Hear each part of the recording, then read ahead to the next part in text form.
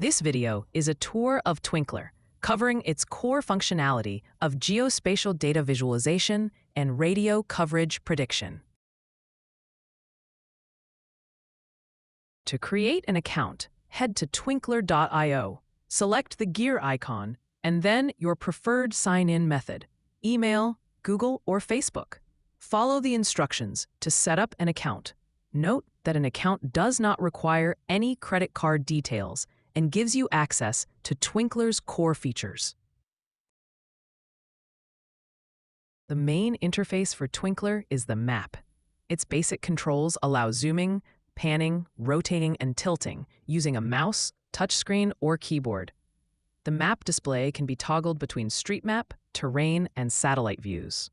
Street view can also be displayed. Drag the figure to where there is imagery available, as indicated by the blue lines and dots. Note the status bar at the bottom of the screen, which has the current project name and other information as you use Twinkler. Keep an eye on it for helpful messages and warnings.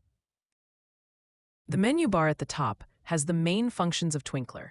The hamburger icon opens the left panel that contains details of whatever's been selected in the View menu, namely either project, layers, sites, or coverage, which we'll cover shortly.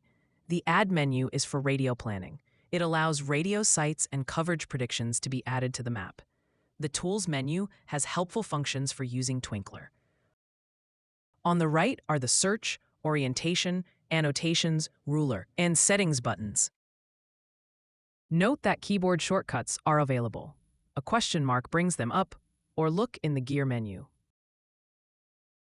Everything in Twinkler happens within a project, which is managed in the Project panel. The initial project is called Default and can't be deleted. The current project is selected at the top of the menu and shown in the status bar. RF configuration and coverage data in a project can be exported and imported. Projects can be created, duplicated, renamed, or deleted. The map can be recentered to show all sites in the project. When there are multiple browser tabs open or multiple users of the same project, the local data may not reflect the true state of the project, in which case the map can be refreshed with the latest data. Free-form text notes can be kept about the project.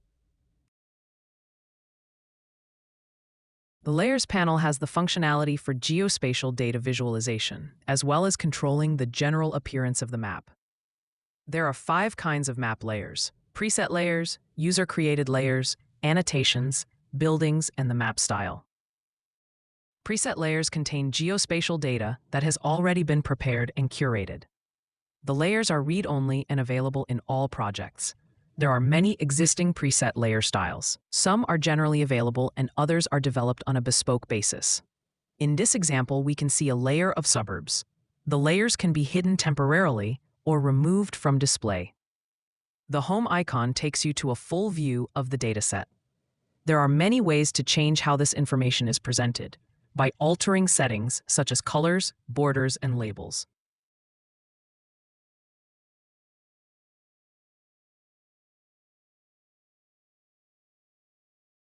User-created layers are similar to preset layers, except the geodata shown is uploaded by the user on a project-by-project basis. Many types of geospatial files can be uploaded, such as KMZ, GeoJSON, shapefile, and GeoPackage. Also, like preset layers, there are many ways to change the look and feel of the layer.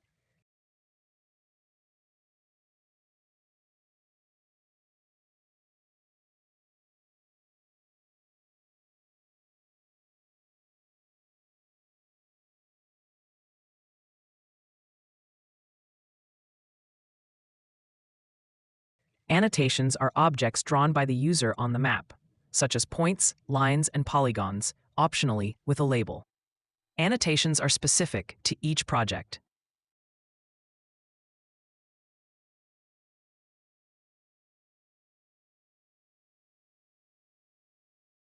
The Buildings layer shows buildings in 3D. These are the buildings used in radio coverage predictions when building attenuation is considered, which helps to understand the patterns seen in coverage maps, but can also be useful in their own right for some applications.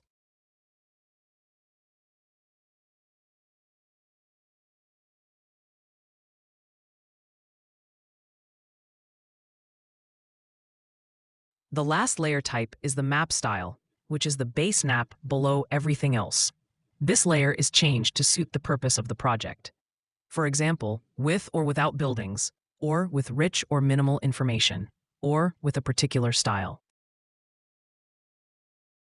Radio coverage planning starts with the placement of sites. A site is a location on the map that has one or more antennas, which will lead to radio coverage predictions. A site is created from the Add menu. Sites are managed from the Site panel. The general part of the Sites panel deals with all sites collectively. It has options to show the site names and automatically display coverage sectors when the mouse moves over a site. There is an option to select what sites to display, all sites or none at all, or alternatively, to filter sites based on tags. Sites may be clustered together to avoid clutter on the map. This behavior is configurable. The map can be recentered on just the sites that are presently displayed. The second part of the Site panel manages the site that is currently selected. It deals with the details of the site, its name, icon, color, whether it's included in clusters, its position, address, ID, and freeform notes. It also allows the site to be tagged, so it can be selectively displayed.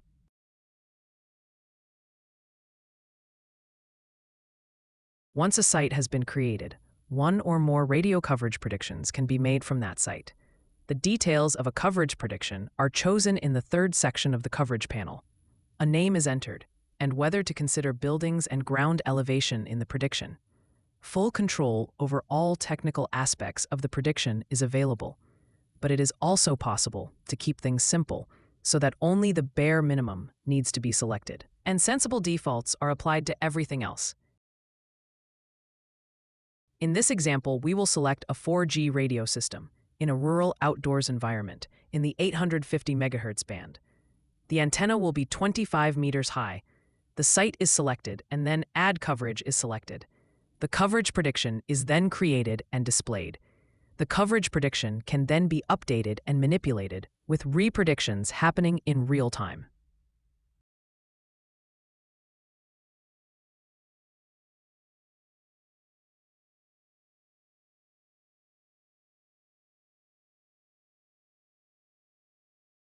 There are many possibilities from this point to manage the coverage. An entire radio network can be predicted, and coverage then combined on the fly based on signal strength thresholds and tags. Predicted coverage can be exported to a number of vector formats, including KMZ, GeoPackage, MapInfo, and Shapefile. This applies to be individual and combined coverage. An antenna database supports the coverage prediction function. It is managed in the antenna's view. In this view, the existing database can be searched based on manufacturer and model names, as well as antenna characteristics. Antenna patterns can be imported as well. The Tools menu has a few standard tools. It also has customized tools that are available separately. The Places tool allows favorite locations to be quickly stored and recalled. The Lat Long tool shows the current cursor location in the status bar. Further along the menu bar are additional tools. The Search tool performs searches on addresses, as well as any piece of text in the project, such as a site or coverage prediction name, or a string in any text field, or simply a latitude and longitude. A marker is placed at the search result. The orientation icon gives an indication of north as the map is rotated.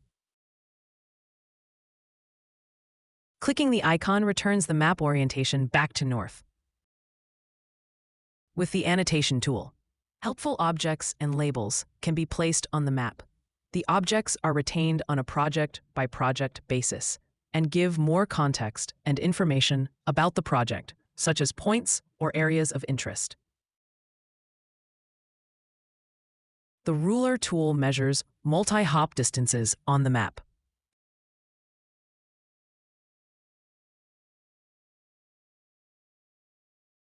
There are a few other features that have not been covered in this video that are worth mentioning.